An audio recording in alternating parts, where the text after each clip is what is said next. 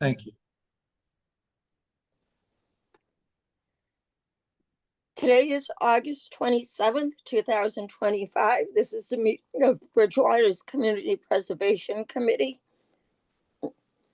Disclosure before we start. Pursuant to Section 20 of Chapter 20 of the Acts of 2020, an act relative to existing certain COVID-19 measures adopted during the state of emergency and the June 30, 2027 extension granted by Chapter 22 of the Acts of 2022. This meeting for the town of Bridgewater will be fully remote and accessible to the public through remote participation to the greatest extent possible. No in-person attendance is permitted. Citizens who wish to tune into the meeting may do so via Zoom. Okay, we call the meeting to order at 6:30. First on the agenda is chair's announcements. First off, I just want to thank the CPC members that are on tonight, plus all the guests we have too. I appreciate the attendance of everybody. CPC itself related, we'll talk about this further on, but I would like to see in the future that when we have a project that CPC members are the liaisons for the project. We did that a long time ago and it worked out well. So it gets the members more involved too. And that's it for my comments, unless I think of something further in, and I'll put them in at the end. Okay, public comments. Hi, Janet Hanson, Pleasant Street would like to speak. I can't raise my hand. Okay. I have another meeting at 7, so I figured I might try to get my comment in on one of the things that you're going to be talking about, I think at the end, about the cemeteries. Am I allowed to do that? Yep. I've always been wanting to, for years, do this. I even talked to somebody about it back when there was a meeting at the senior center one time, but I've never had the time or been able to do it. I don't know what's going to be involved with that, but if I would like to try to be a part of it, if if that's a possibility. And the only thing I'm concerned about, I don't know how things are going to be restored, but I hope things aren't restored by bleaching all the stones, making them white, because I don't think they were white back then. So I would like to not to see. I've seen some other cemeteries like in West Bridgewater, and there's a few stones already bleached. I don't know how they got done in that cemetery. I don't know what the protocol was or how they got taken care of, but there are 2 or 3 that have been bleached. I call it bleach because they're white. And so I am anxious to love to see that get spruced up, and obviously keep the historic character of it. But if there's a way of being involved, because I may not be able to listen to your meeting all the way to the end. So that's why I'm making comments. Great. Thank you, Janet. I know that cemeteries have been a, I don't want to say issue, but something that an interest of yours for a long time. Yes. And yes. we will. Yep. Gina, may I respond for a second? Sure. Yeah, anything we do will be according to National Historic requirements for cemetery preservation. That would, if this goes forward, that would be a condition of any contract with somebody. I figured that would be. I'm always interested in old cemeteries, but this one in particular is my first one that I would like to be involved if there's a way. Thank you. Thank you. We will keep you involved. Yes, thank you. Thank you. Okay, any other public comments? Okay, hearing none. Approval of minutes from July 23rd. If everybody's had a chance to read them.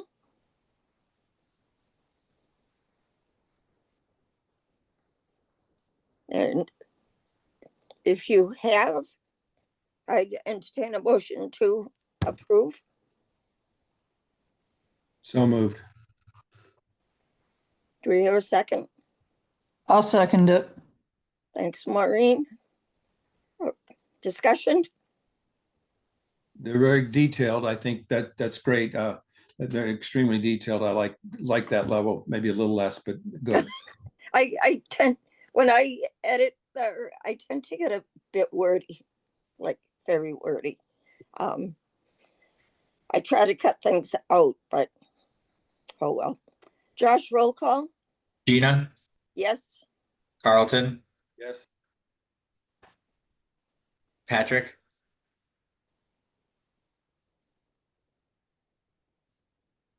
Patrick, Pat? Yes. thank you. Yep. Maureen, Yes. Yes, hello, yep. Bill, Yes. thank you. The motion was approved. Great, thank you. Financial reports. It looked a little different this month. Coloring was, they took out the colors and it's basically black. The headings are in black. One of the things, if you look at the real estate surcharge, we're probably just over a quarter of what we anticipated when we did the budget. So that's about right on track because we just had one tax payment due in August. The rest is not much change. Under on the expense budget to actual, we'll talk about it later. We have an agenda item for it, but you'll see the top is administrative expenses dues, then it's full-time wages. We're going to discuss that part because that's new for us. And the balance for admin funds for the year. And the rest is pretty straightforward. Any discussion on? Gina, The I noticed financial- we just got a slightly revised one about an hour and a half ago. Right, from Laurie? Yeah, from Lori, and that item that's 515140 admin expenses, it no longer has the word full-time, it's just wages, and we can, like you said, we can talk about that Right. at the end of the meeting. Okay, good. I read her email, but I didn't get the attachment, so that's good, thank you. And as we said, we have an agenda item for that further down. One thing to note, the Keith Homestead, this is the last year of payments for that, and it goes off of our expenses. It's 33,000 for this year with an interest of 371. So when that payment is made, that's off of our coffers. So that's good. And again, we're in good shape financially.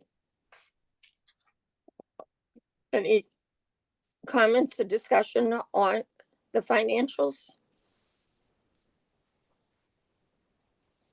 Okay, hearing, we'll move on.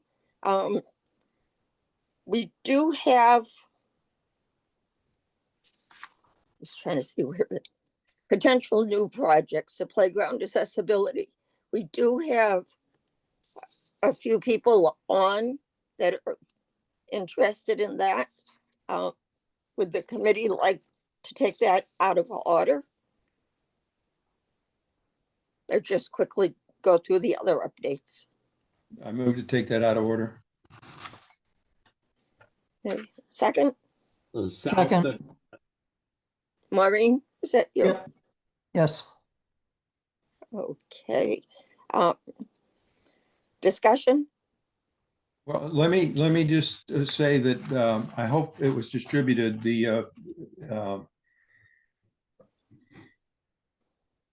what's the committee? What's your date, David? Disabilities. Oh, Disabilities Commission. I'm sorry. Disability Commission, yeah. Yeah, and they sent a very nice description of a project that they want to go forward with, and I'm hoping people have read it, but maybe David could give us the not the elevator. Carlton, sorry to level. interrupt you.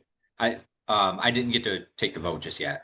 Right, we need Oh, I to vote apologize. first to take it out of order. Oh, yeah, sorry.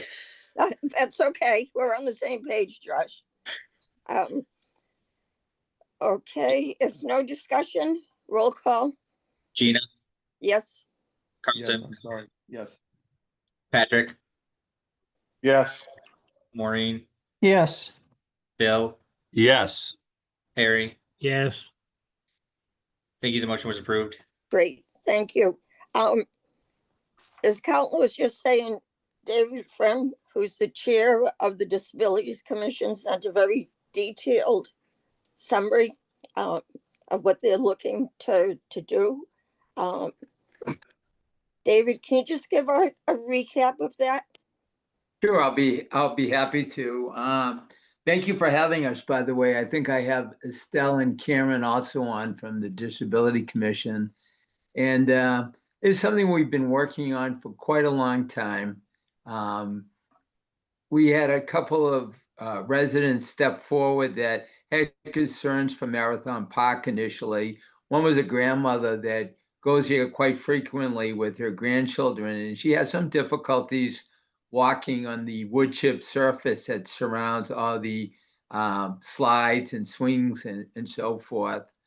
And then there was a mom that has a developmentally challenged child that would like to see more things that her child could do at the park.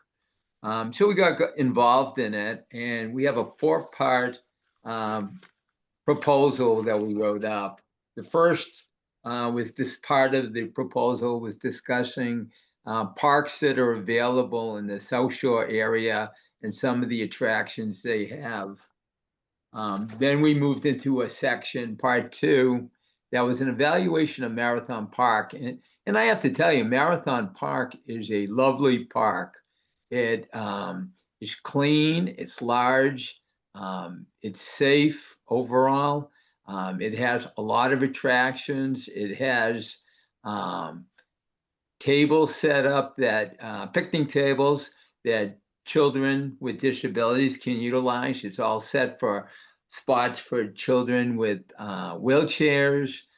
There's a lot of merit in Marathon Park, and my kids had grown up in Bridgewater utilizing the old Rainbow's End Park, and this park just blows it away. It's beautiful. However, there's some things that can be worked on to make it even better. There is the attractions for children with disabilities are very slim. There is exactly 2 swings. One of the swings is for children up to age 5, and the other swing is for children from 5 to 12. And in themselves, they're a nice swing. And then there is a slide structure that enables folks with wheelchairs or walkers, whatever, to go to the second level so they can utilize 2 levels of the slide. And that would be the only attractions that are available for children with disabilities. The ground cover in the entire park is a wood chip mulch. And in some parts of the park, it's a good 2 inches below the sidewalk that surrounds the park. In some areas of the park, it's 3 inches below the sidewalk area. So that makes it a deterrent if you're walking with a walker or a wheelchair to go from the play area to the sidewalk. And even worse is the fact that it's very difficult, even if you have normal capabilities of walking, it's very difficult to walk in the mulch area. So in the report, we recommend a rubberized surface, which is in many, many parks now, and it makes it easier to walk. It makes it safer because falling on the rubberized surface, you have less chance to get injured. We also suggested several attraction rides that could add to the already great park that we have in Marathon Park. We did suggest a few general prices of what some of the attractions or the rubberized surface could be, but we didn't go into great detail because we aren't at that point yet. So I think we're in a good starting spot in Marathon Park. There's a lot to recommend it. However, a lot of the parks in the South Shore and even further than that have added as I mentioned, the rubberized surface, and they have a lot more rides and attractions for children that do have the disabilities. Good, thank you. Question, I have a couple of questions, but my first one is, and I'm kind of sharing my hat this time with CPC and with Parks and Rec. Have you spoken with the Parks and Rec department? Because the park is under their jurisdiction. I have not yet, and I will be happy to do that. Okay, great. Maybe Parks and Rec meets September 8th, I believe is the meeting, because All right. the first is a holiday. So you might want to get in touch with them and possibly ask to be put on the agenda and to Okay. attend the meeting. I'll bring it up too, but it helps if the proponent, the application would come from the Disabilities Commission with a letter of support or some type of letter from Parks and Rec. Okay. My second question is, do you think that, and I know I commend you, you did a great job with that report. And I have walked on the Nelson's Park one. It was kind of like, it wasn't going to the playground, but we're walking along the beach with our walking group. And all of a sudden it's like, we have no way to get back up. So we went up through the corner there and cut through the playground. And it was weird at first stepping on it. It just completely different feeling, but It is. it is a much safer. Are you and your committee confident for the equipment that you've asked for? Do you think there needs to be a study or an assessment of what can go in there? Are you confident? I know you mentioned a lot of different pieces. Right. I'm not, this is the largest project the Disability Commission has ever suggested or recommended. Am I confident? I'm not sure that I am confident because I don't know, the next steps that we need to take. I did talk to Carlton to just kind of broach the subject before. He thought it was a great idea. However, we didn't go into any details whatsoever. So I guess I'm looking to this commission to kind of set us straight and what our next step be and where we should go from here. I will say I am confident that I've gone to many other parks to check them out with the Disability Commission, and I see a big difference from the surfaces and some of the other rides that they offer. And we have a good starting point. It's not like we have to reinvent the wheel with Marathon Park. We just want to add a new surface, add some attractions that would, make us join the next levels that many of the parks already have. Okay, good. Comments, discussion from CPC members? Anyone? Okay, guess not. I was waiting for other people to chime in. I did do a presentation to the Disability Commission. We had a great discussion. In terms of next steps, maybe that's where you were headed, Gina, but Yes. we need a formal eligibility form that you can attach your report to us, which I think is a great foundation. Okay. And the other thing in there, we would want to have, we just need to know this rough scope. So the kinds of things you put in there is fine. but we need to have some kind of estimate of what it might cost. All right. You've got a lot of that done. That's all part of that eligibility form. It's straightforward. It's online. It downloads. You can type into it, and it'll fill up a box that you can scroll up and down and to see it. So that would be my recommendation. And I don't know what the committee feels about, once you have that, the step after that is the full application. Right now, the eligibility, there's been a change of policy from the town manager. He does not need to see an eligibility form. He only wants to see an application. So at this point, the Disabilities Commission and maybe jointly with the Parks and Rec Department or Parks and Rec Commission, any one of those other two entities, be one of the supporting organizations in town. And so that would be in there, so we know that amount. And I don't know if there's grants available. I'm going ahead of myself a little bit. I don't know if there's grants for that kind of work, but that's one of the things we'd like to have. We'd like to have other folks joining in the funding. And the way I think of that is a grant. So maybe you don't have to have the grant, but some opportunity for grants would be in there. It would especially be in the application. So that's kind of a nutshell of where we're going. Right. That sounds good. I appreciate all the steps to follow, and we can get started certainly on that. And Parks and Rec for, as far, I was going to say flooring. It's not floor. Well, it is kind of the surface covering. They should be able to give you, if not exact, an estimated area Good. that for the park. So for that, they can do that. And if you can, I know you put price ranges for some of the equipment. I don't know if you want all that equipment or you just want to pick certain ones to start. So that should be like a detailed of, say 5 pieces of equipment, a new slide, a new whatever the pieces are. I can't remember off the top of my head what you had listed. And put estimated prices, because we need to see an estimated amount.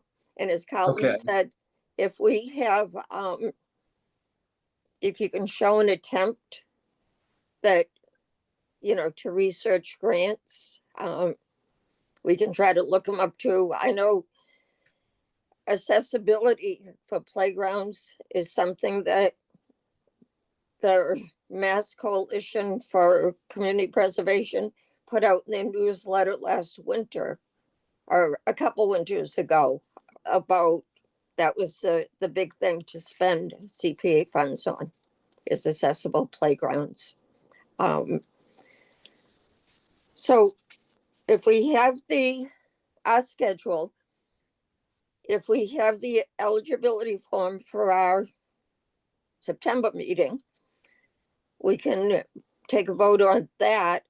Okay. Then if it's a positive vote, if we have the application for the October meeting, I have to keep stopping and thinking what month it'll be. October, then we can take a vote for that.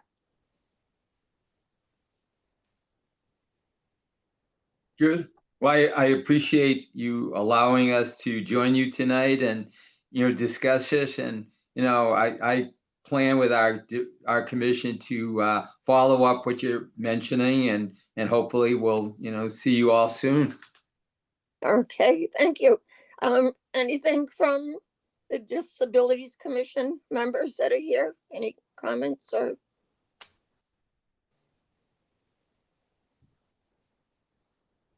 Karen? No, I just wanted to say David did an awful, a lot of work on the proposal that he sent to you. It's pretty detailed, but it's a nice start, and look forward to working with you. It is. Thank you. Estelle, were you saying something too? Oh, I just wanted to say that David really put a lot of work into this. Mm-hmm. He did. Yes, thank you. And thank you both for coming. One other thing that it's more, well, actually two things. What I was going to say, it's more on the application, but if you can start working on the letters of support, say from the parents, the mother who approached you or the grandmother, you know, people that are there all the time.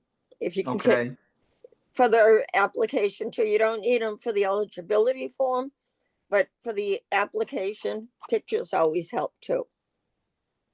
very good. And Gene, if I can just jump in, David, if you need any help finding the eligibility form online, just shoot me a quick email and I can get it over to you in a Word format for you. Okay, great. I appreciate that, Great, Josh. thanks, Josh. My last thing, and I know it's a concern for different areas that we get the applications for our projects.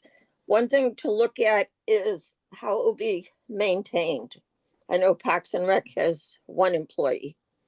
So if something needs to be painted or fixed, just, you know, maybe throw in warranties, anything you can think of for maintenance. Gina, I would think that, and maybe Mr. Firm can answer this question. I think one of the benefits of the rubber surfaces, now we're not going to be having to rake out those wood chips and replace those wood chips. Mhm.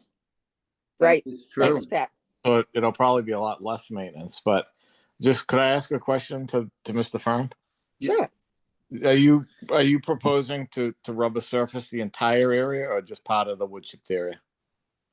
Well, I would love to see the whole area. However, in my attempts to figure out the financing of it, I thought it would be well over $100,000 for the rubberizing the surface for the entire area, and that might be kind of insurmountable. So I guess it would depend on what we could afford to do for the park.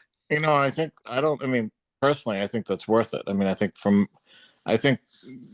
and I can't remember, but I think it's pretty expensive to replace all those chips because they have to buy a certain type of chip and it can't just be a regular wood chip. It's like a playground chip. So, I mean, I think it would be an expense well worth it to rubberize that whole site. So I hope you apply for the whole thing. Well, I will. And- And I will tell you this, back to the comment about keeping it neat and clean. Several times I was visiting there, it looked perfect. Someone had to come to clean up the area with the wood chips. Several times, the wood chips are all over the sidewalk, which adds to the accessibility if you're in any kind of wheelchair or walker or whatever, with the wood chips all over the sidewalk. So the rubberized surface will definitely maintain it much cleaner, neater, and accessible. Well, and I guess I guess I don't understand. I've never understood. That's the most utilized facility in town for kids. I mean, if you look at the number of people that go there on a daily basis versus any field or any other Mhm. Right, it's always yours. area in town, and that probably gets the least maintenance. I mean, the town. The town ought to be embarrassed that we don't have rec go up there for half an hour every day and Mm-hmm. Yep, maintain that. I mean, that's all it would take. And we have, it's ridiculous that we don't maintain it. That's the most utilized. That Mhm. park gets hundreds of kids. That park gets hundreds of kids a day. and it's crazy too that Parks and Rec, for all the facilities they have, it's one employee Right. and a part-time person. But I think this will be less maintenance, but it's Oh, I think so too, it's Pat. it's embarrassing how we maintain it now. That's for sure. Mm-hmm. One other thing, David, I'm not sure where you're getting your prices. And I'm sure you know where to look too, but there are state contracts out there Okay. for surfacing. Towns can utilize, cities and towns, municipalities can utilize the state contracts. All right. I'll try to, if I can remember how to do it, because I used them like every day when I was working. Can look at that. I know there's one for ground covering. surface covering. I can't remember the company, but they've done a few things in town for us too. So try to Good- look good to that know. up, and you get much better prices on the state contracts. I'm sure. So I'm going to chime in for a second. Once the application's received, and I can't imagine we wouldn't vote it to go forward, but that depends on everything in the application. We recommend the proposal and the cost to the town council. The town council goes through their process, which typically is a month once they receive it. Unfortunately, fortunately, they meet twice a month during the winter time. They would go through that process. If they approved all of it, then the town manager would have to issue a contract, because it's going to clearly require some professional work. So that would be the steps next in a contract. And then I think you'd work with the town manager to figure out what's the best way to procure that. But that's probably maybe 2 to 3 months down the road. All right. And Carlton may have just said this as I was writing. We make the recommendation to the council, it takes them 2 meetings, because the first meeting, this is the first reading of it. They usually refer it to their committees. Then it comes back to them at their next meeting, which is usually 2 weeks after. And that's when they take the vote on it. Yeah, the last thing I'd just like to add, and I'm not sure who the gentleman was, but I agreed with him wholeheartedly that the Marathon Park is ignored quite a lot. The Disability Commission, probably about 3 years ago, or a little before that, we campaigned to get disability parking signs right near the entrance, and it took us 1.5 years to get parking spots for folks with disabilities. And there is only 2 parking spots for people with disabilities. And probably there should be 6, I would imagine, because there is a lot of grandparents there with their grandchildren, and a lot of people that would, they could use the spaces. So it does get ignored often over there. But they have done some good things also. Thank you. And Parks and Rec, we're not in a Parks and Rec meeting. Sorry about that. Any other CPC members, comments on thoughts on the project? Okay. I thank you, Disabilities Commission folks, for being here and explaining things very, very thoroughly. And we look forward for the eligibility form. Well, thank you very much. I appreciate your time, and we will get on that right away. Thank you. Okay, and you don't have to jump off. You can stay on our meeting for the rest of it too. Okay. Thank you. Okay, thank you so much. Thanks again. Okay, moving back to old business, letter F. Applications received. The only application so far, and we actually voted on it at our July meeting, was for our First Parish Unitarian Church windows. That was recommended to the council right after the meeting. They've had their first reading, and it's gone to committees. Budget and Finance. I think those are the 2 committees it goes to. Somebody can correct me if I'm wrong on that. So that's where that is. So hopefully at the September 2nd meeting, that will be approved by the council. Okay, eligibility forms received. It looks like a long agenda. Most of it's just updates. That we approved the eligibility form. The application is in process. Pat, do you have anything to add on that?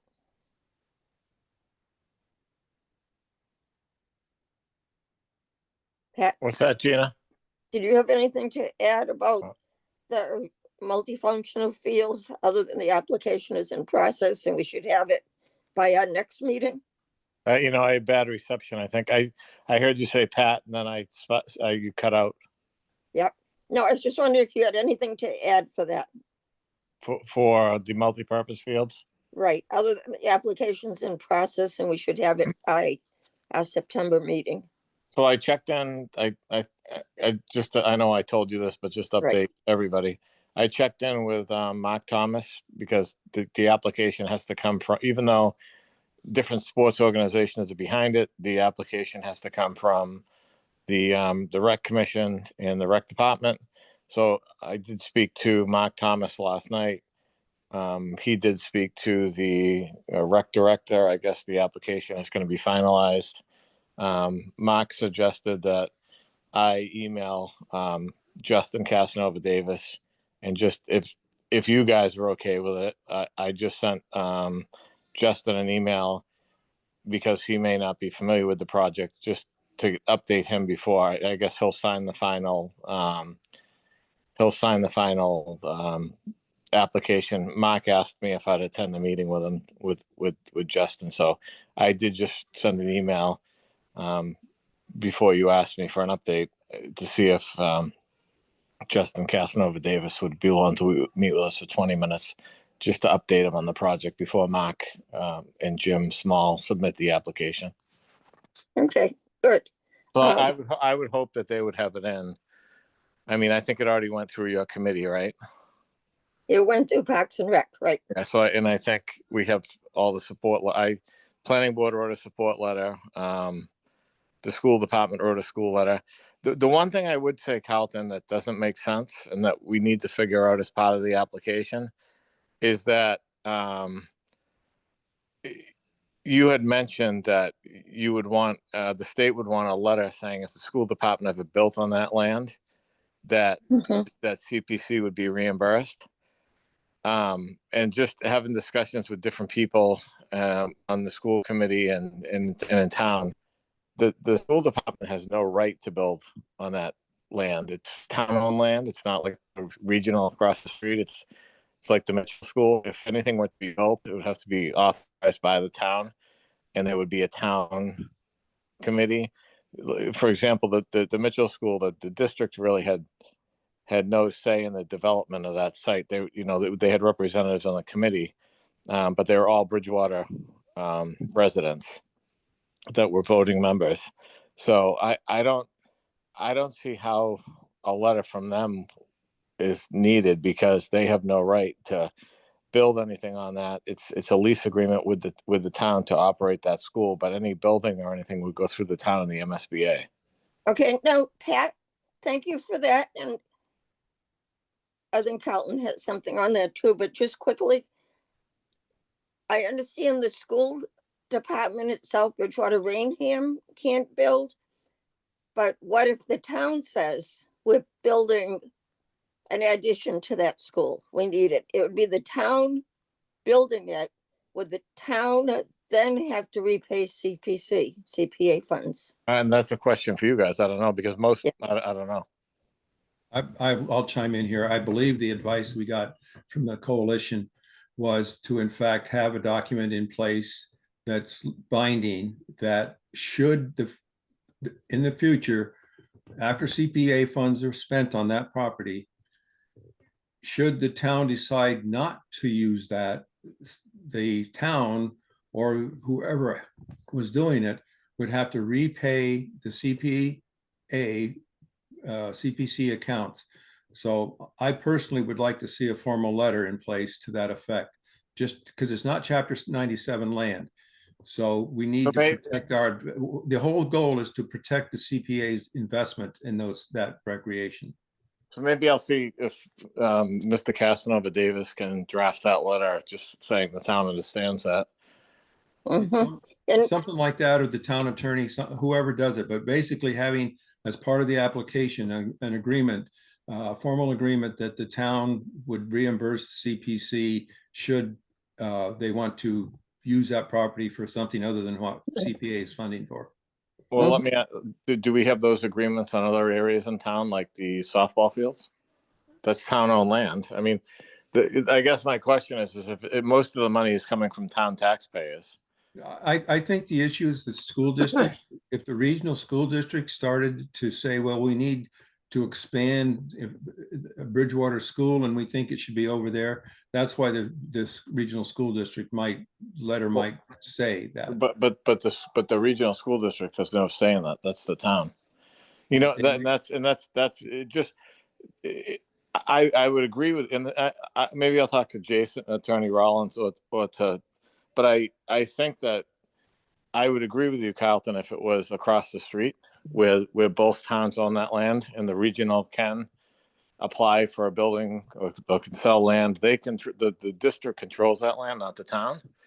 So, but the town controls the land and it's town CPC fund. So I don't see how the school district could ever build anything on that land without town approval because it's leased land from the town. You're absolutely correct. You're absolutely correct in that, Pat. And I'm just trying to protect CPA investment. And no, I think we all. So I'll run it when Mark and I talk to Mr. Casanova Davis. I'll bring this up as well. Right, and as we said, if the school can on their own build its town property, and the town would have to approve it.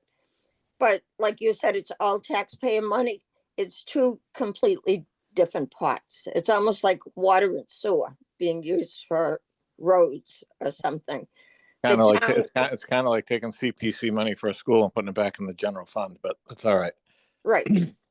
But so it would have to be, if the town decides to do something and it can't be used for these multifunctional fields anymore, then the town would have to, my thought, I'm not saying it's 100% correct, but my thought is, based on what we were told by the coalition, it would have to be paid back to CPC. But that's a question for the town attorney too. And I know the new town manager has told me he was, I think when wasn't Norfolk, one of the towns he was with, one of the first towns, he was very involved with the CPC and CPA funds. So he should. I would hope we have that. And I think I told you this, Gina, as well when we talked yesterday, but just so everybody else knows, I think the way the application is going to come in, somebody has the application now, but I think it's going to come in like as a two-part application. Mm-hmm. Basically, the only money that I think is going to be sought right now is just the design of money, which would be $25,000 or less, not to exceed $25,000, so that a scope of work can be developed and so that a budget can be accurately presented to the CPC. And if the project needs to be scaled back because there aren't enough funds or can be increased, that'll help. But it's very difficult. It was very difficult for them. And I ended up talking to them a little bit to get anybody to give them any prices, because you stand out there and look around and it all depends on, the material under the grass, how much you change the grades, whether you put, whether you can tie into the existing well or you can't. So some due diligence really has to be done first to develop a scope, so that scope can be put out for rough pricing. So then a budget can be developed. So I think the way the application is going to come in is going to be like phase one, X amount for engineering, and that's all they're looking for now. And then once that's done, come back for phase two. Okay, good. Thank you. Any other comments or questions on those fields? Okay, we are a talkative group tonight. Gina, just so I can remind, and maybe you can remind Mark Thomas, when is the submittal deadline for our next meeting, so that they make sure if we want it on the next meeting, they get it in timely? Do you know when that is? The week before. So if we're meeting on September 24th, so the week September 17th would be the latest. Yeah, so they want to get it in by mid-month, 15th or so. Right. Earlier is better, because that gives people time to read it. Okay, thank you. Yep, good. Thank you. I'm just going to jump back to the First Parish Unitarian Church windows. As I said in my opening comments, that I would like to see liaisons for the projects. So it's kind of sharing the monitoring of projects, so it's not just a couple of us. So for the windows, looking for someone to be the liaison, and I by would be glad, liaison, I mean, I would be just- glad to do that, Gina, because as chair of the Historic District Commission, we have to keep an eye on the restoration to see if it complies with our directives that we approved. So Mhm. I could at the same time represent the interests of the CPC and report back to you. Great, thank you. Do we have to take a vote on that, Josh? No, I I don't think, think- I don't think so. Okay, I don't think so. It's your prerogative to ask somebody, and they've stepped up, volunteer, so. okay, We'll have good, to look at the policies and procedures on that, but I think it's right, your call. okay, And if you would let the Unitarian Council know that I'll be Mhm. doing this, that okay, well, that's important, I think. yep, great, thank you. Yeah. I will. Okay. One thing to add on the multifunctional fields, Pat was mentioning Mark Thomas. For those of you who don't know, Mark is the chair of the Parks and Rec Commission. Okay. Storage building at Legion Field, as we mentioned at the last meeting, they had to tear the last one down. It just, Gina, I'm sorry, I was trying to, I don't mean to interrupt you. Can you hear me now? that's okay. Yep. So, I mean, I know somehow I ended up being the liaison between CPC and who's the chair, but if at any point, I mean, you're a direct representative. If you want to step in my role, I mean, I don't want to overstep and I don't want to be somewhere I shouldn't be. So, but I'm happy to help. And the reason I got involved was because nation's pushing for it is the Lacrosse Association, and my son plays, and that's how I get involved. So, Mhm. but it's No, it's real. Just so everybody knows, it's really coming from the Rec Commission, which you're on. So, right. and Right. I think it's appropriate that Bill's on the historic projects because Mhm. he's the Okay. rep for the Historic Commission. But Okay. if you decide you want me to step back, let me know. Okay. It's gonna If you say want, if it ends up, what I'm saying is, if you want to meet with Justin instead of me, that's fine too. You know. why don't you just include me when you have the meeting? Yeah. Okay. And we don't. And I'll invite you. I'll invite you if you Okay, want. good, good. Okay. I'd like that. Because you really should be the point person for it, where you're the, just Right. like Bill is. You should be the point person Mhm. for Rec. You know. Good. That doesn't mean I'm not going to call on you with questions. No, I'm happy to help. But I, it's. Right. Okay, it does make sense, so too. I inserted myself in this, so I don't want. If you want to be more involved, let me know. Okay, thank you. Okay, the storage building at Legion. As I said, the other one had to be torn down.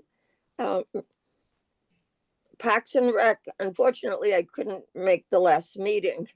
But they did say they thought the project was dead, that CPC wouldn't pay for a new building.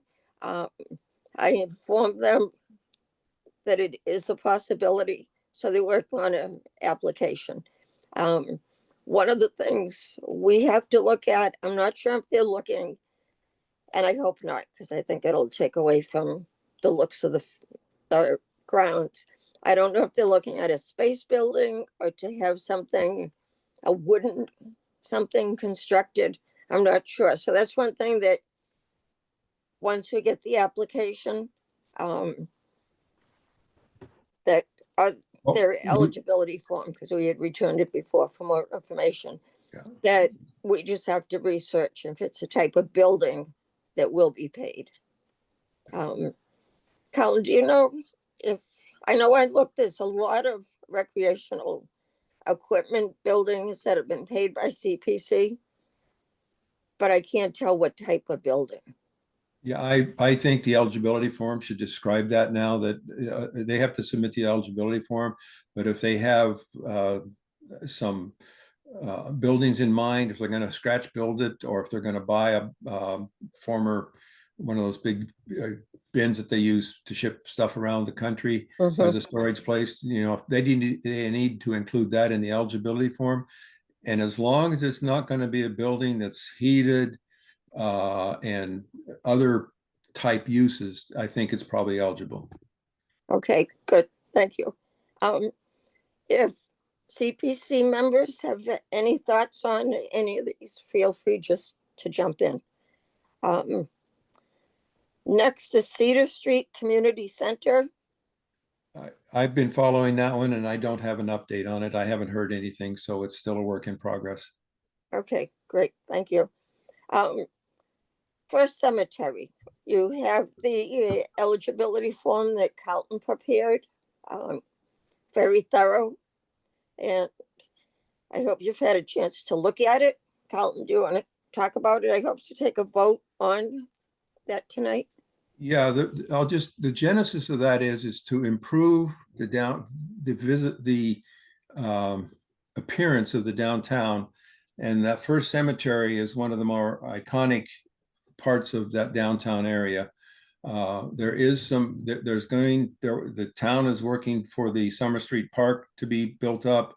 The Bridgewater Improvement Association is looking to put accessibility into their trail into their, I should say because I'm a member, into that location. And just having the cemetery restoration go forward, I think is important. Cemetery, actually, I'm not sure if I wrote it in the long thing that I wrote, but I wanted a lot of history for people. I'm not sure. I'm not sure where I'm going. I know that a number of towns have paid UCPA money to cover cemetery improvement. If it's done, we'd have to contract it out. I did a lot of research trying to find companies that would do an assessment, because we don't know what the budget should look like unless we do an assessment.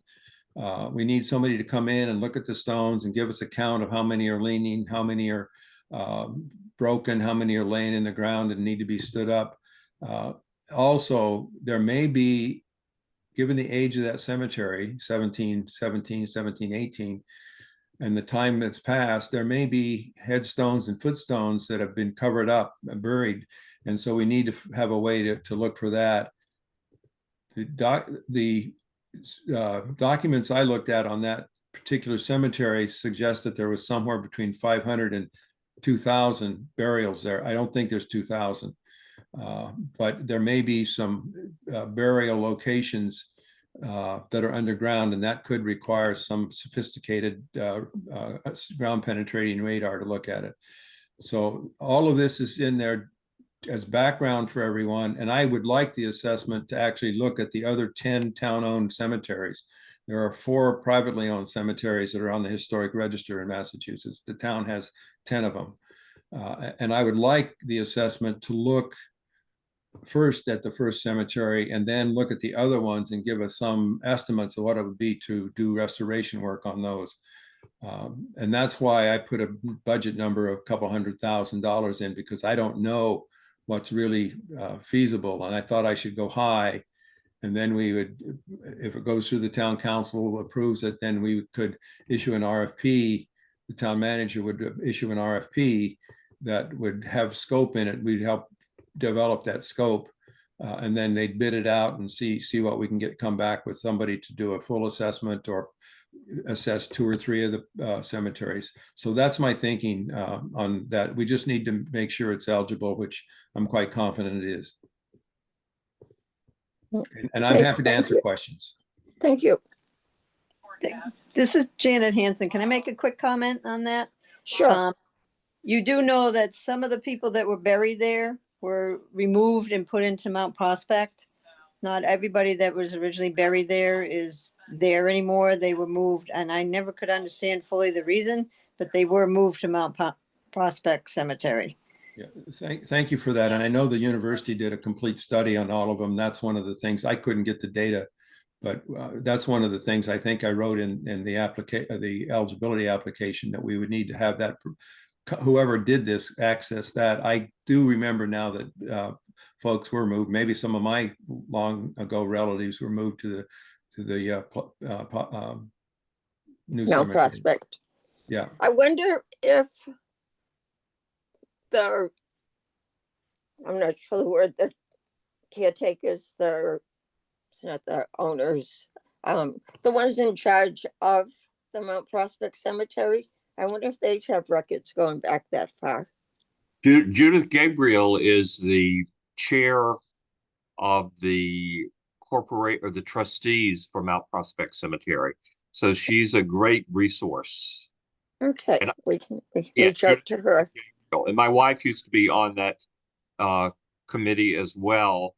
And they do have pretty extensive records. I know that. Mm-hmm. Good, thank you. It's a contact for us to look into. Good. Questions, comments, discussion from CPC members? Okay. Could we have a vote? I'd entertain a motion to say that the project, the eligibility form, the project is acceptable, not acceptable. Cemeteries are a big thing for CPA, for the historic element of them. I'm not going to make the motion because I'm the proponent. I move that we approve the eligibility form for the restoration of the cemeteries in Bridgewater. Second. Okay, good. Thank you, guys. Thank Any, you. Vote. what was that, Carlton? I missed it. We have to vote. I was going to talk. We have to vote. Yeah, we have to. You're jumping past votes tonight. Okay, any discussion on the motion?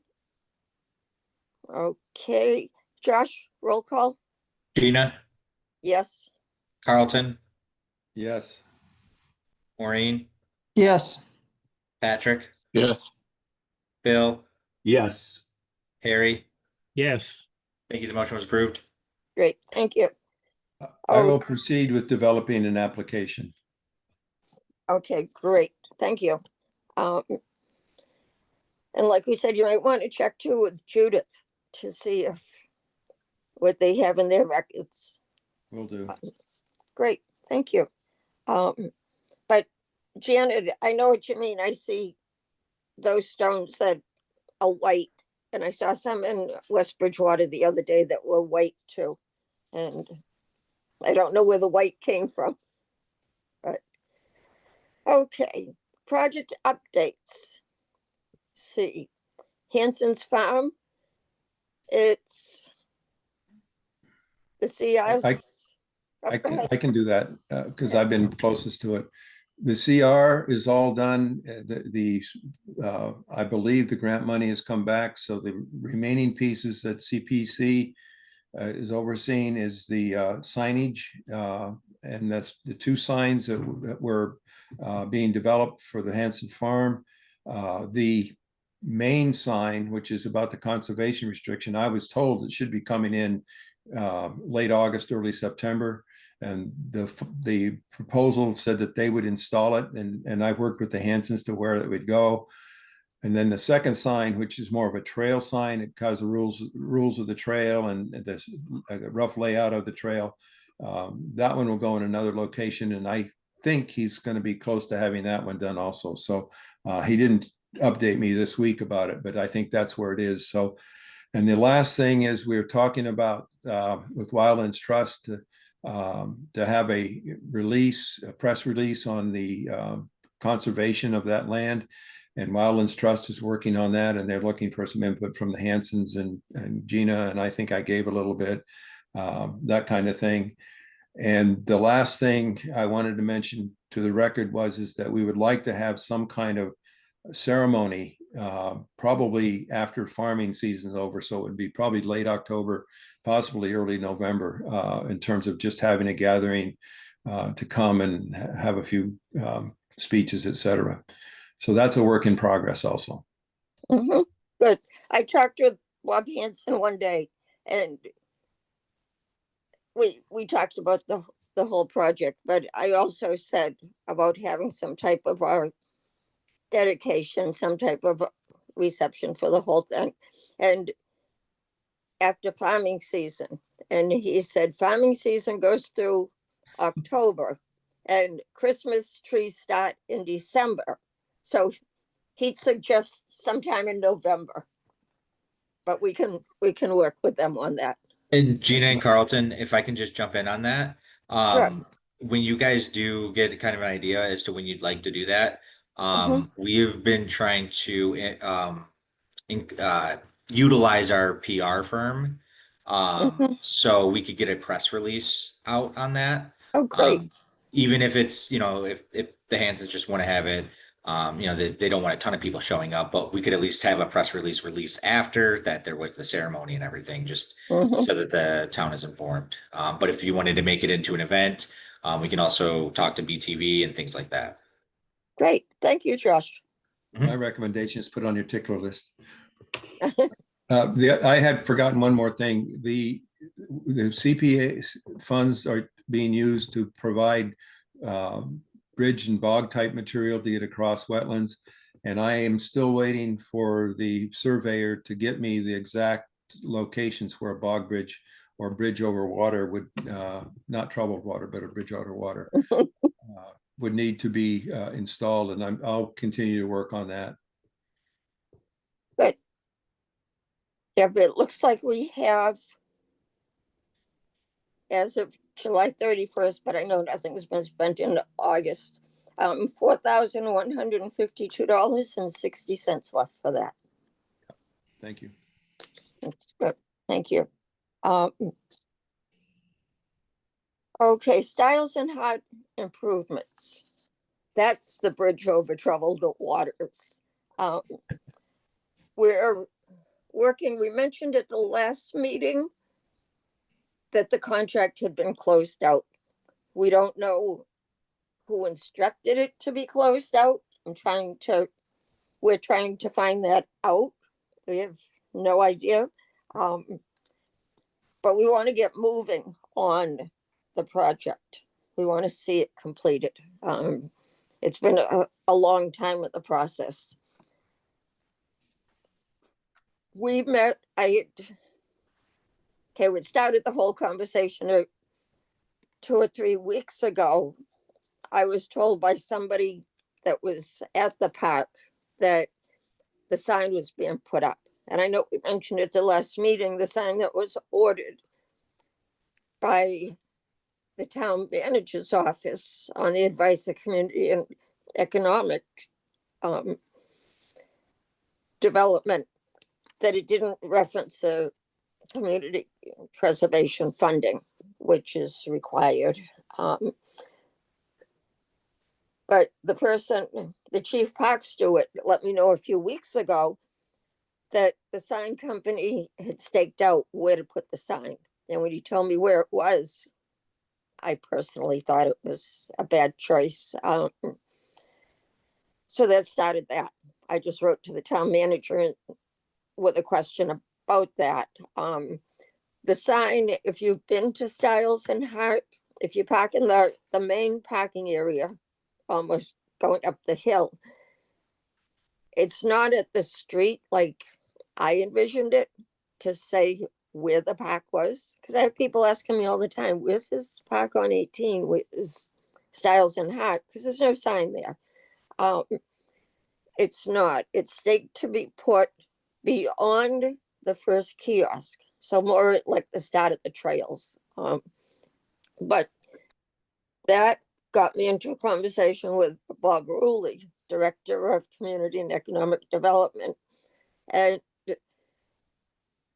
he took over the project, overseeing the project when Michael Dutton, former town manager, left. And he was told the project was closed. He was surprised when I said it wasn't closed.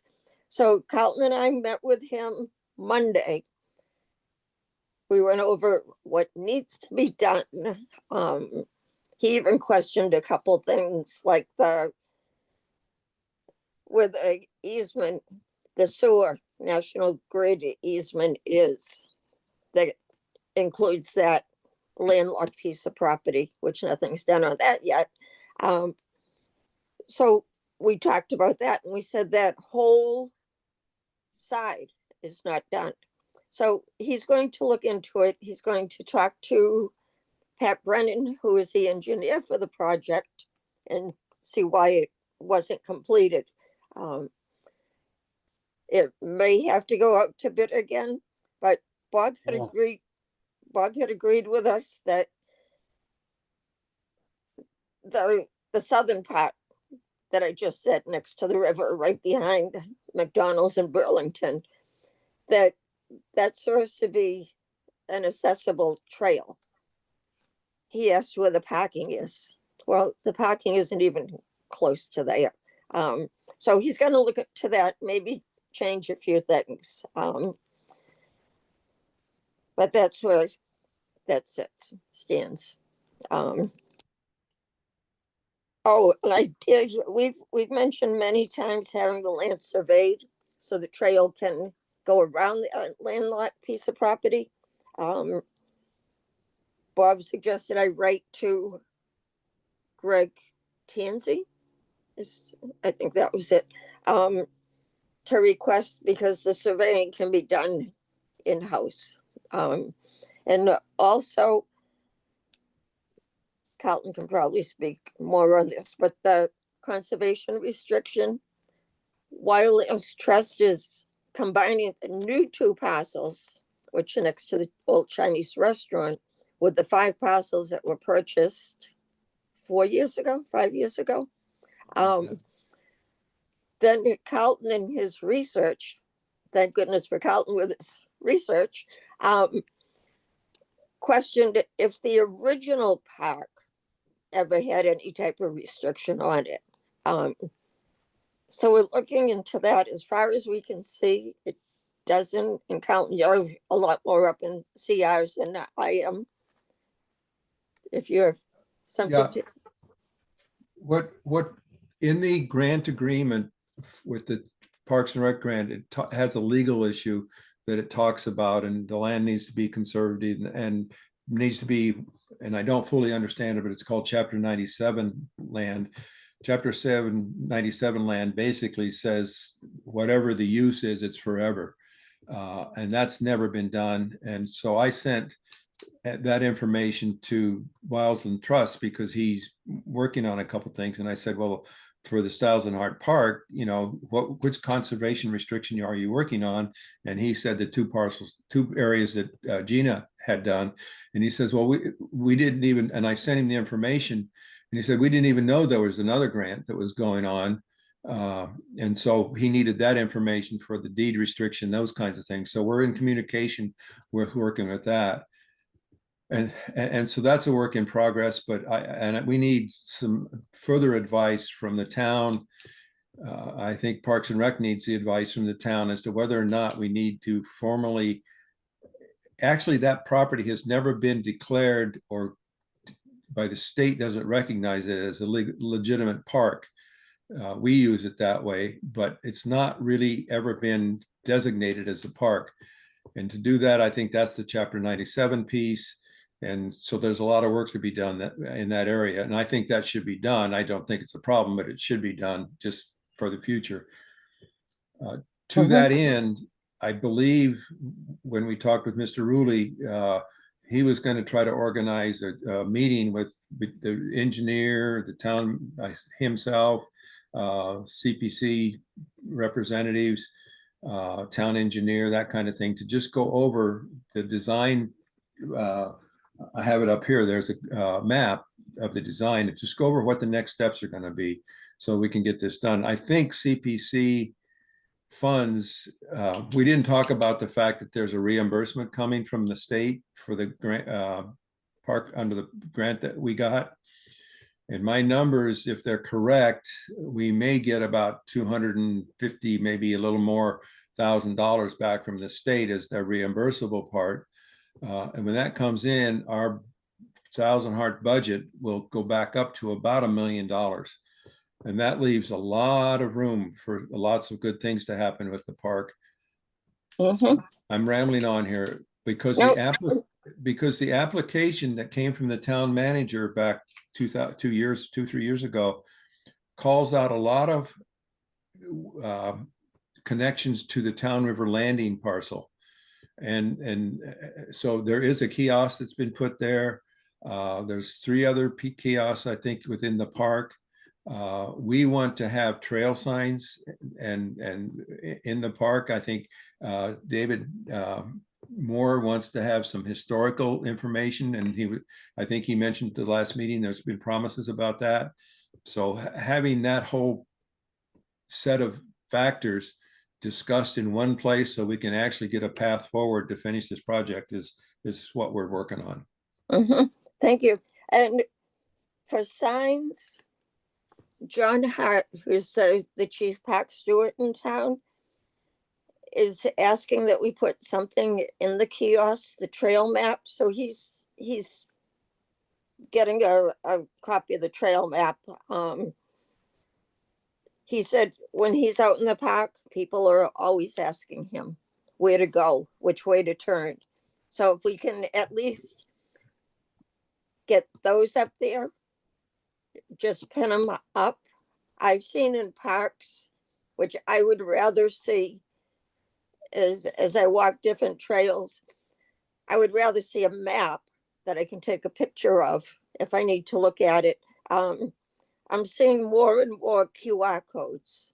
Well, there's people that are part of my walking group that don't carry their phones with them.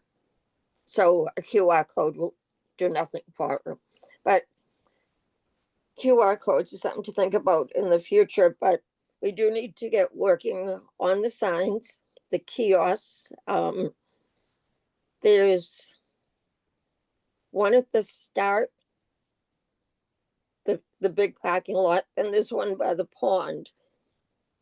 The one Carlton just mentioned, Town River Landing. Harry mentioned at the last meeting, the one on High Street. I don't think that was included. I think it should. There's no parking, but it is the entrance to the park. There is one there, but it's kind of all grown over and falling apart. There's also one, the entrance across from the cleaners, that has been knocked over for ages. I think there should be one there too, especially if that's where the trail is going to come out. But that's something we can bring up when we talk at that meeting. So if anybody has any suggestions, any thoughts on what's not done at Stiles and Hart, what needs to be changed, the kiosks, obviously we have a couple more that probably should be put up. Harry, there's no room for parking off of High Street, correct? That's correct. The original thought on that entrance was the Bay Circuit Trail that Kitty was doing, but she's got involved in the other end of town now. So that one kind of got lost in the shuffle. Okay. So we probably don't need a kiosk there because there's no parking and no way to get into it. I think a small sign there, not a kiosk level sign, but a small sign that just says for the Says neighborhood to Hart Park. walk. Yeah. There's a Okay. kiosk up there on High Street. Yeah, it's kind of hidden. I went down High Street the other day and I was watching for the entrance, and it's kind of, I guess it just needs to be cleared. It's kind of grown over. Yeah. But It's okay, there.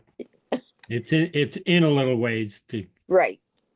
Yeah. Did you Okay. bring up the issue, Gina, of the sign being relocated toward Highway 18? When you We spoke with did. We Ruli, took, how did that go?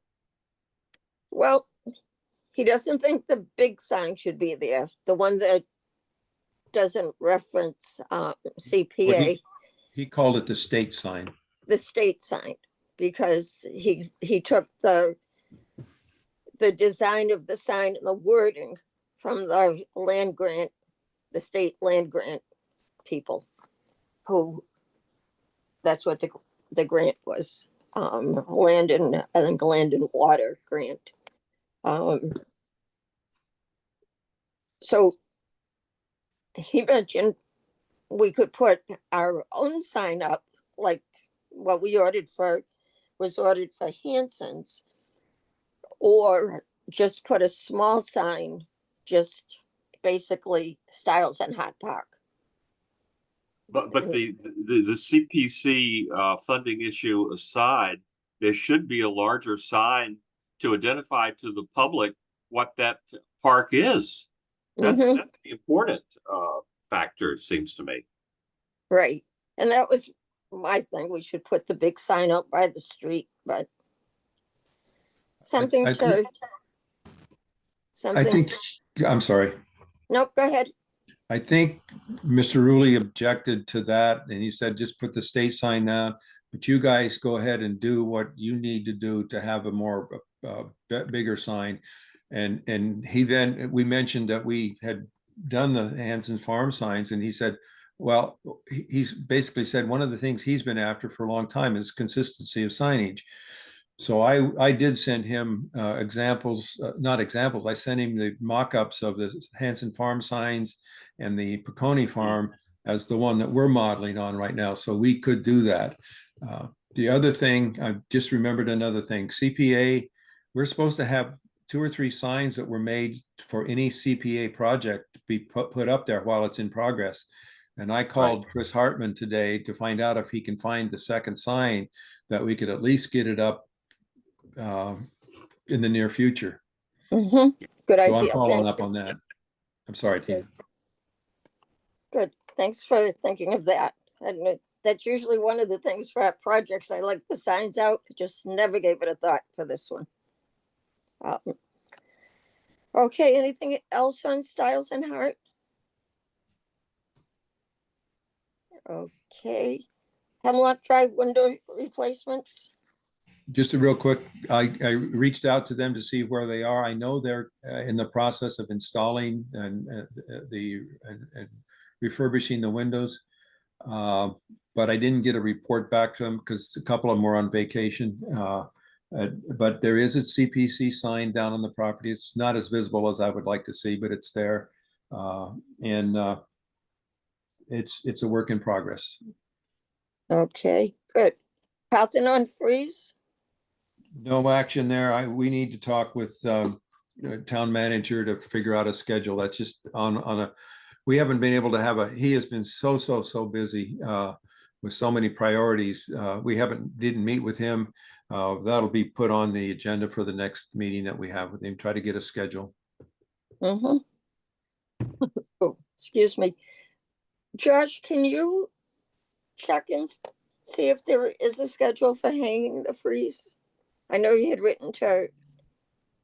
There hasn't been anything since that email that I had forwarded you guys from Chris. What I would say is if either one of you want to reply to that to request an update, that way I can get it over to Justin and we can kind of push it back down to Chris and everything, and just get a follow-up that way. Because Justin's definitely not familiar with that project. Right. And that way that we see that request coming from the CPC that way.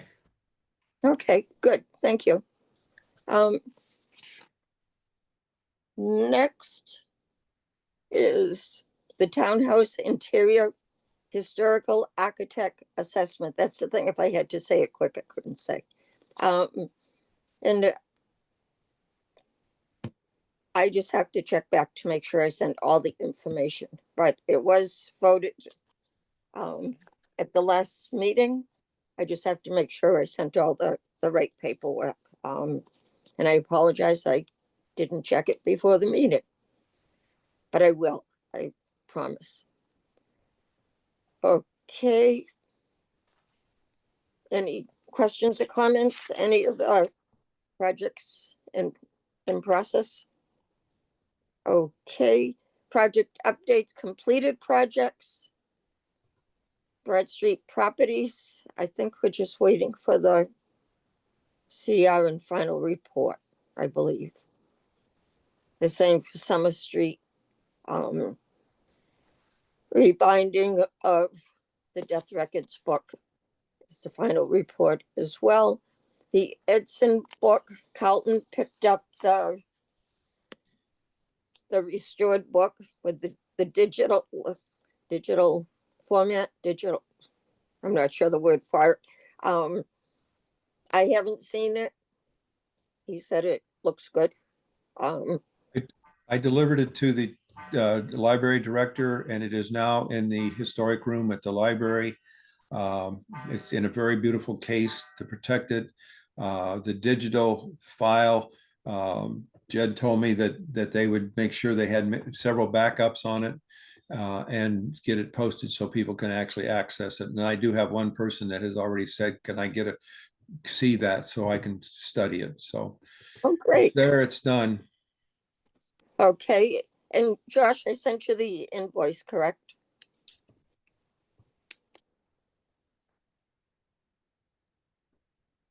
Josh? Sorry, when did you send that?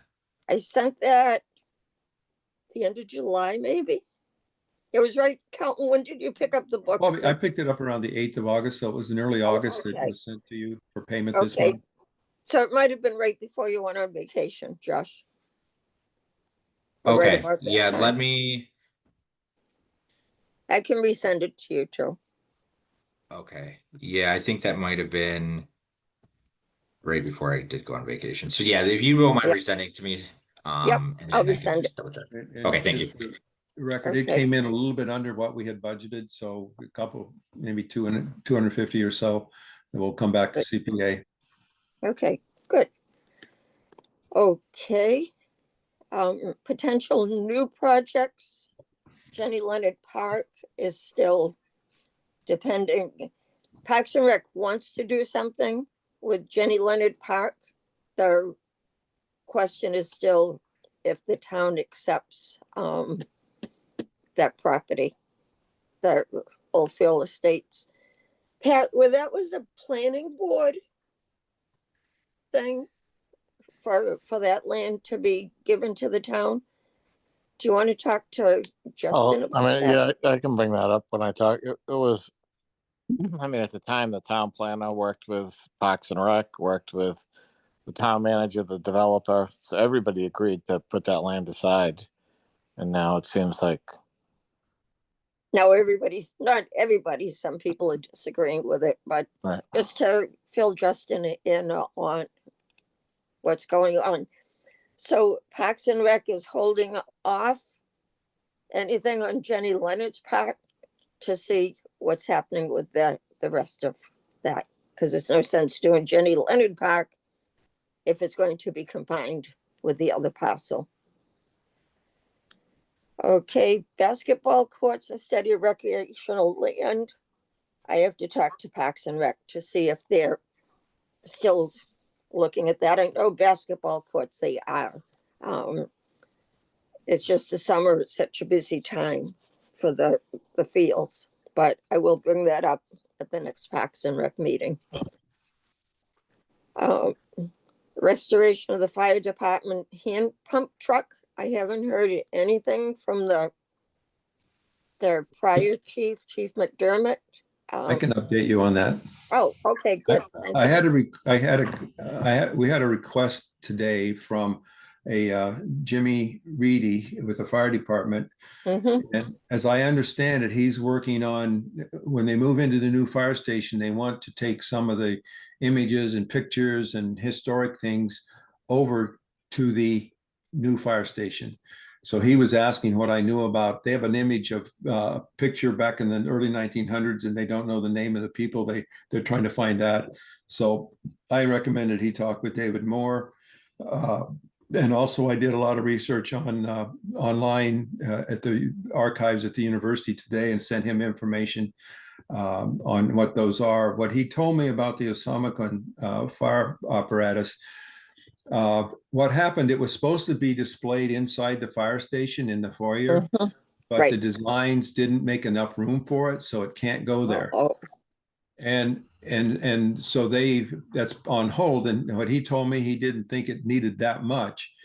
And so after I hung up with him, I called back and said, well, why don't you guys just take a really high detailed video of the thing and send it to this company to get an estimate of what it might be, so you don't have to pay for shipping the thing down and Good. back and that kind of thing. Yeah. So he was going to look into that. It's not his highest priority, but he was going to look into that. So basically, he said that may not need much work. So it may be. And then we talked about where do you display it? And because the property, the Toole Memorial Park property that it's on, has a requirement for playground or recreation, that kind of thing, and that's been agreed to. I suggested that they could display and we did talk about where does he want to put it, and I said maybe you could put it back on that playground and have it in a safe, enclosed, some kind of structure that you can see it sitting there with a history on it and that kind of thing. Kind of like that idea. So I'm not sure what their plan is, but we may see it come back. But for now, I think we probably should take it off the agenda. okay, good. Thank you. And Jimmy Beatty just retired last month, I think. Ah, Yep. so he's in retirement. He's got a project. Yep, he does. I first met him, dating myself here, 30-something years ago, when he worked for the Gina, college. it's two different people. There's a James Reedy and a James Beatty. Oh, I thought he said James Beatty. No, Reedy, R-I-D. Oh, okay. I'm sorry. Thanks, Pat. I thought he said Beatty because Jimmy Beatty just retired. I don't know about James Reedy. Okay. Thanks for the clarification. Okay, so that's that. Any questions or comments, CPC members? Okay. New business, policies and procedures. That's mine again. I have been, based on a number of things that we found, I've been going in and trying to update the policies and procedures. I've done most of it.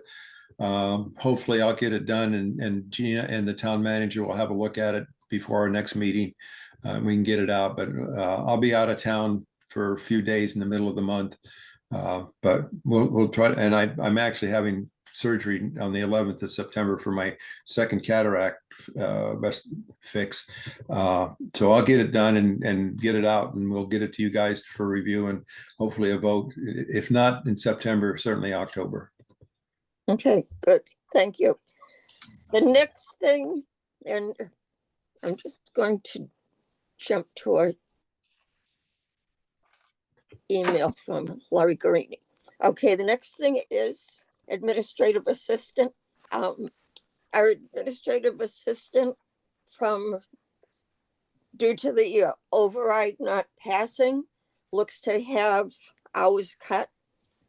Our thought was, and Carlton and I had talked about it, but it was also suggested by the finance director that community preservation could ask the admin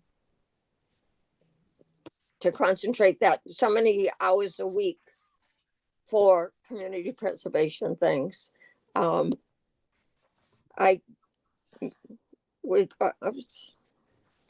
just somehow wiped the Zoom off my screen, but I'm still there. Okay. Laurie Guarini has said, and this is what I referred to in the financials, that it says wages. We put $51,750 for admin expenses this year. Dues would be $3,500. she's estimating, and this isn't a firm amount, 8,640, and it would still leave us 39,610 for expenses. We can change those any way we want, except the dues, it's a firm amount. So Laurie or Ashley Pyers, who is our liaison with finance, can update however we want it changed. And as I said, Laurie noted in this email we got this afternoon, their wages payroll budget was just an estimate that they can update and change at any time. The cost will be approved by our committee for time spent on CPC duties only before any expenses are processed and paid. I'm reading from her letter. Okay, she'd suggest that the admin detail out the hours worked for CPC related tasks to our committee to approve. If monthly, it will be processed as a journal entry in our monthly reports. Okay, it says if we can capture hours worked in fiscal year 26 by the admin for the past 2 months for July and August, that'll catch us up to date. She'd hoped to be at our meeting tonight, but something came up and she couldn't. So that's what we're looking to do. We do have a scope of, I'm trying to get, there we go, just trying to get back the picture of the Zoom. We do have a scope that's inserted in our policies and procedures for duties of the admin. There's a lot of website updates we would like to see. And our admin is also swamped with 1,000 other jobs too. So, Carlton, were you saying something? No, I was just agreeing with you, he's swamped. Okay. But So I go ahead. No, we can't, I think we can't, if something's new business, we can't vote on it yet. We can discuss it and vote it at the next meeting. Am I correct with that? That's a town council rule. That's not ours. Oh, okay, so we can do that. We could, if we wanted to vote. Any questions or comments picking up some hours for the admin every week? And it wouldn't be a set number of hours. It would be however many hours are worked for CPC. So a couple of things. I did a deep dive into the CPA requirements and the Department of Revenue guidance, and they clearly state that the CPC can pay wages for a town employee to support CPC. So that's not an issue. We can do that. We have to vote it. The other thing is we need to work out exactly what the scope is. Right now, the town, my understanding is that the town estimated, don't quote me here, but I think they reduced Josh's hours, 5 hours a week or a month, I can't remember, over the next fiscal year. And that's where I believe that's where the $8,000 plus comes into the finance report. What I personally believe we need to ask that Lori's email covers a lot of it, but I don't know how to actually track hours. When I worked in a consulting firm, I was 15-minute accountable for and I had a time card that I filled out. It was electronic, but I would like to do two things. The scope is pretty clear. There may be a couple of other things that have come up since we redid that, but I'd like to have, and Josh is on here and he knows we were going to talk about this, right?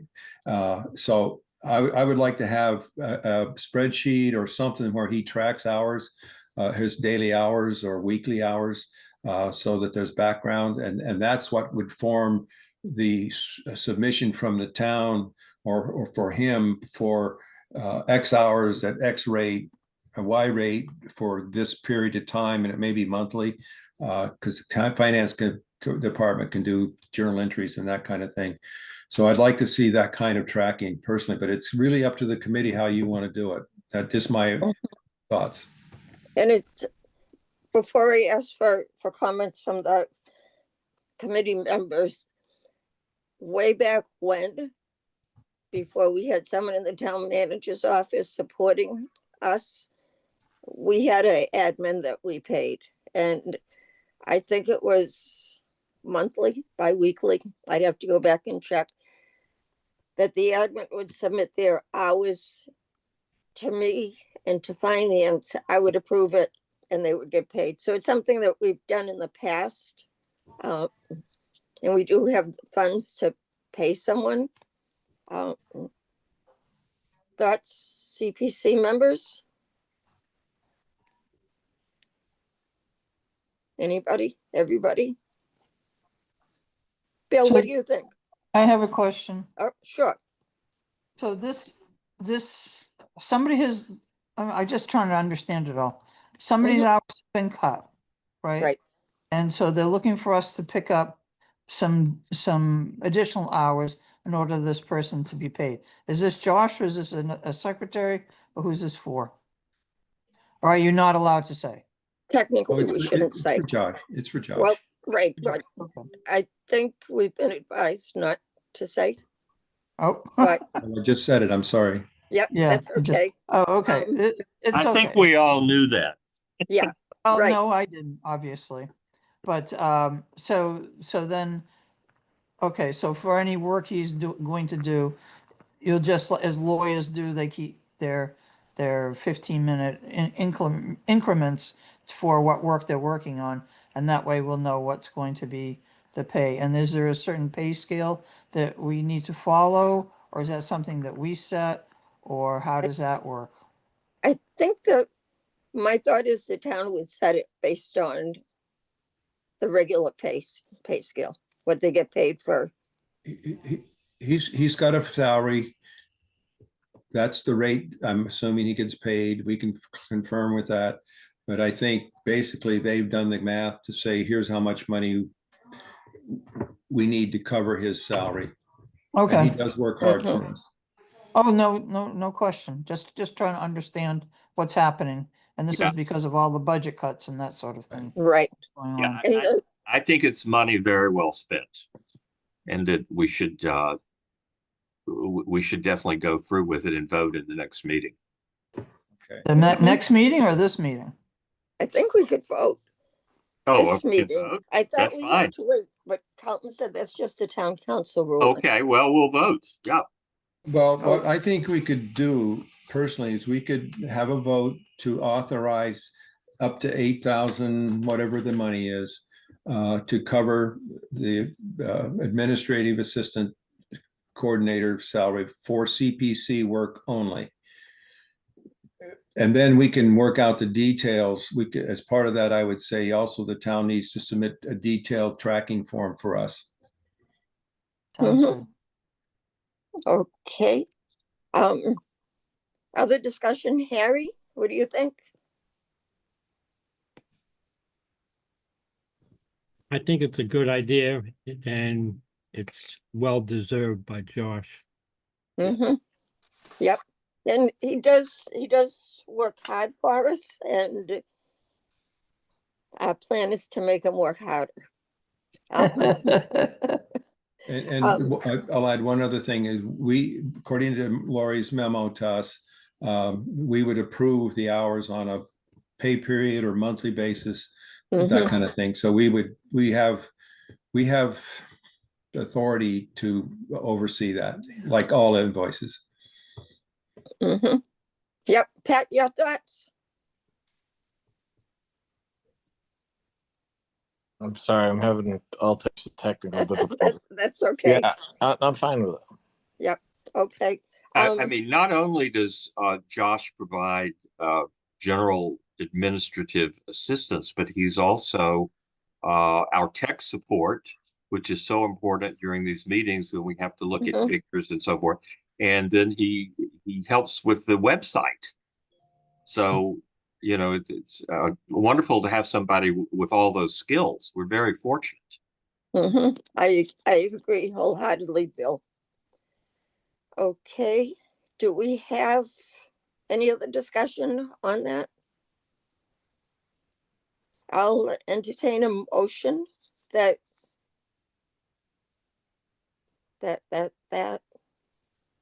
we, I'm trying to think of the wording. That we pay. Somebody can make a motion and I'll entertain the motion for that. Will it compensate Josh for the hours, the work he put, Compensate the, for the hours that are put in towards this committee? right, the administrative assistant. I just say, we want to say to what, not to exceed 8,000 annually?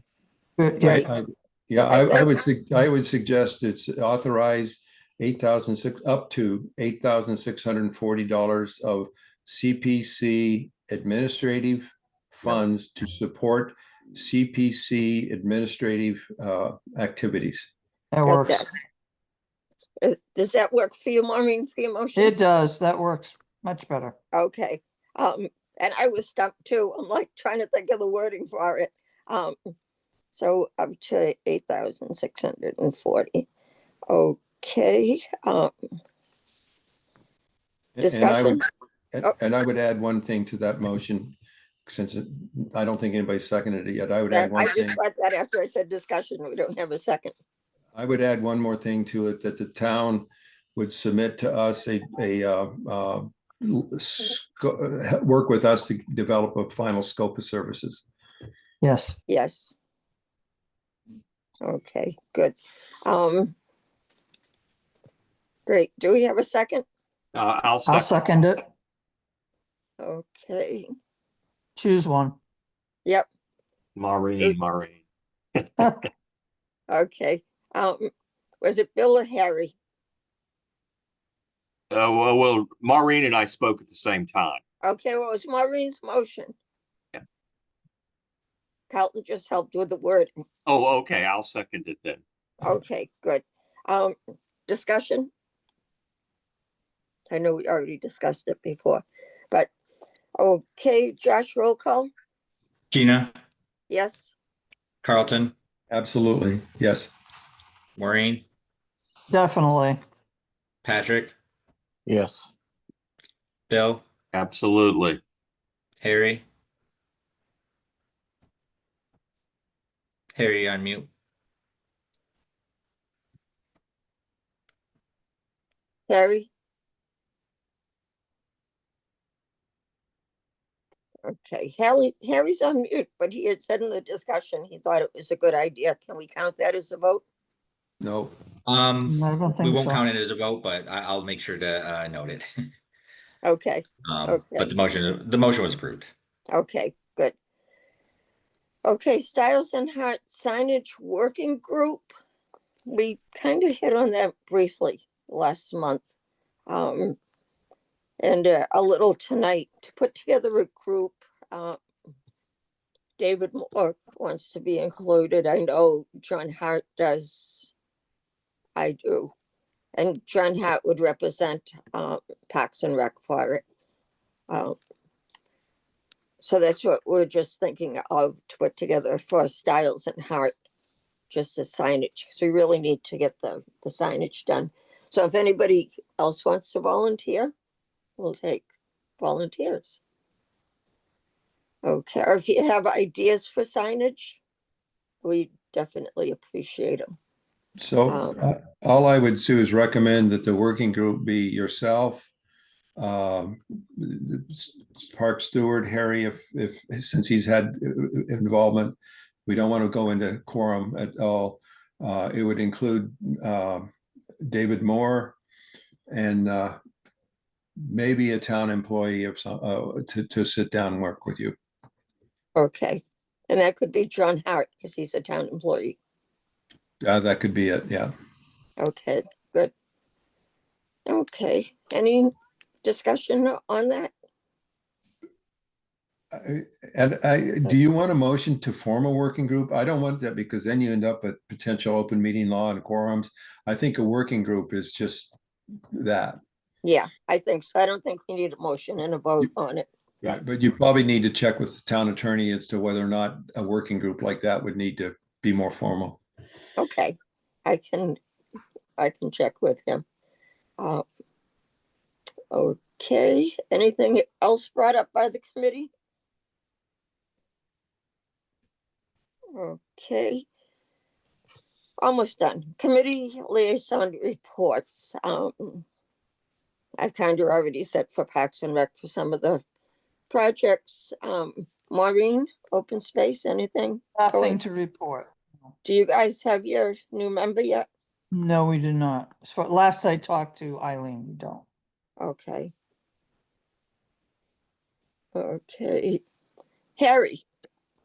Maureen, did you say Eileen's Pat? done? What was that, Pat? I cut you Maureen, off. did you say Eileen is still on the committee, correct? Yes, she still chairs it. Yeah, Eileen Heine. She's She the is chair. she's still on the committee, correct? Yes, she is. Oh, are you guys looking now that we have Hanson's Fund? Did you guys do any more investigation on possibly acquiring across the street the Den Beston property? Well, yeah, yes, we did. The person who owns it does not want to sell unless it's the whole property. And when we were talking initially about it, we're looking more for the land for parking, possibly a few other things for the town that, but they did not want to sell it separately. Great, thank you. Okay, good. Good question, Pat. Okay, Pat, planning board. Anything new? Nothing really, no. Okay. Let's see, Bill Smith. Yes, in our July HDC meeting, we reviewed the application for certificate of appropriateness from the Unitarian Church for the restoration of the windows. And we met with several members of the church who took us through the application, and we did approve the application for a certificate of appropriateness. And then we forwarded that to you. I missed the last CPC meeting, but that went forward. Do we know where the application is with the town council? Has that been approved yet? They had their first reading at the August 12th, I believe it was, meeting, and it got referred to, excuse me, subcommittees. So it'll come back to them on, I think, September 2nd is their next meeting, next Tuesday. The work has not begun on the restoration project yet. I'm not sure if the church, they were going to start anyways, because they have money for the first phase of it. Oh, okay. So I will, I will get in touch with them after you get in touch with them. Right. Okay. Okay. And the new bank, it looks like that's coming along. Yes, we work closely with those folks on the colors of the building, the signage, lighting. We had several meetings back in the spring with that's the Chase Bank, right? Right. Yeah. Okay. Bill, that you bring up a good point with colors and stuff. The building across the street that has like the Mexican restaurant Fiestas in it. They just painted bright too. Is that in the historic district? And it is. We did not review it. We didn't get an application, and I was away. And again, it should be the responsibility of the building inspector, who is our enforcing agent, to notice that. I imagine he's in the center of town every single day, And that should have stopped. I've gotten a lot of calls about that. Is that something that you should contact him on and have him enforce that? Yes, but yes, it is. Whether he'll take action at this point, I don't know. But the color was not approved, and several members of the committee are upset. I mean, there are only 5 people on that committee, and we don't go through the center of town every week. Are you going to be contacting the building inspector though? Yes, we already have. Okay. All right. Thank you. Mhm. Good. Yeah, I went through a town. I go through a town every day, but I happen to be going facing that. It's like, whoa, that's bright. Okay. Let's see. Harry, are you here? Yeah, I'm back. Okay, Harry, before we ask for a Concom report, we're just looking for your vote to set up a Styles and Hart signage working group. And it was Yes. suggested you be on it too. Okay, Okay, so you're a yes for that? yes. Okay. Josh, can you update the vote? We didn't vote on that. Oh. Okay, no. Well, that are was- you talking about the administrative expenses? Yes, I'm sorry. But the Harry, vote, I was wrong. That was for the administrative assistant pick up the expenses. Definitely yes. Okay, good. Thank you. Okay, I thought, I'll update that. okay, great. Thank you. Thank you guys for keeping me straight too. It's a tough job. Okay, Harry, anything with Concom? The only thing we had was the trail that Kitty's working on along the river. Mm-hmm. Some neighbors complained that there was a stream. And I told the girls, I said, there's no stream down there. I know the property very well. But they went down and they found the drainage pipe with water coming out of it. But it wasn't a stream. It drains the cornfield because the corn is very difficult to grow. They have to control the water so it grows properly. So that's what they found. So the 2 new parking lots are going in on South Street. On South Street, I thought the trail she was doing was by the prison. It's going along the river. It follows the river. I It's think gonna go through- Harry meant Summer Street. Yeah, Summer Street. Summer, Yeah. okay, Yeah. okay. I thought it was Old completely. age is creeping in. Hey, you had me confused. I'm like South Street, but okay. Question. When we were out walking the college trails and a couple weeks ago, last week, whenever, it looks like we didn't see it anyways. There used to be a big pile of tires that I know it was an issue. Was it university land? Was it private land? Was it town land? Those seem to have been moved, but we took a trail that brought us right behind the junkyard, and there was a huge pile of tires. There's a rusted old body of a car on top of the pile of tires. I didn't notice it, but one of my friends said there was a stream running right near it. Is that something Concom is like? We don't know if the tires would contaminate the stream or. Which junkyard? My guess is Chakran's, but I'm not sure because we were on the trail. That had it, so I'm not sure. We're coming up. I'll ask my friend if she knows which trail it was, and I think I just deleted the picture I took too. But we'll walk it again. We like those trails, so if we find it again, we'll let you know which one. Okay, that'll work. Yep, good. Thank you. I think that's everybody. I got one more thing to add. Okay, do you Um, have your new member yet? Yes, we do. Laurie Keene is now on conservation. Okay, Laurie was our secretary for many years, so she's well versed. The other thing, speaking of tires, Mm-hmm. Bridgewater Recycling is going to be removing a bunch of tires, and it's already gone through COMCOM, and I will be down there periodically to check. Okay. I wonder if that's who the pile of tires was on their property.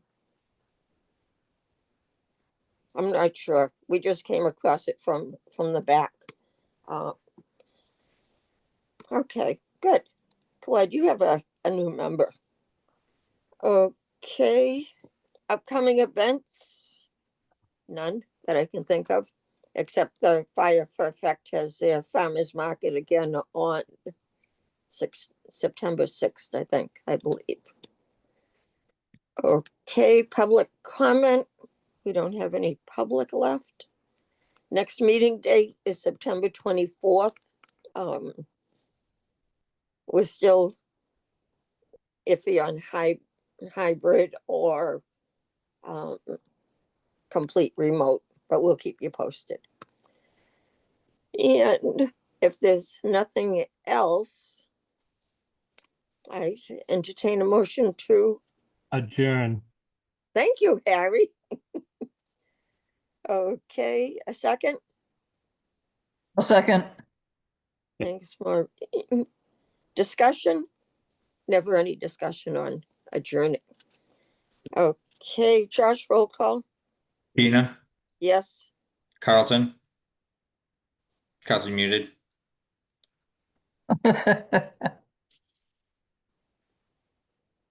You're still muted. I got a Yeah. thumbs up from Carlton. I thought he didn't Maureen? want. Thank you. I Yes. couldn't make it work. Yep, I thought he didn't want to adjourn. Maureen, Yes. Bill, Yes. Harry. Yes. Thank you. The motion was approved. The meeting is adjourned. Great. Meeting's adjourned at 8:26.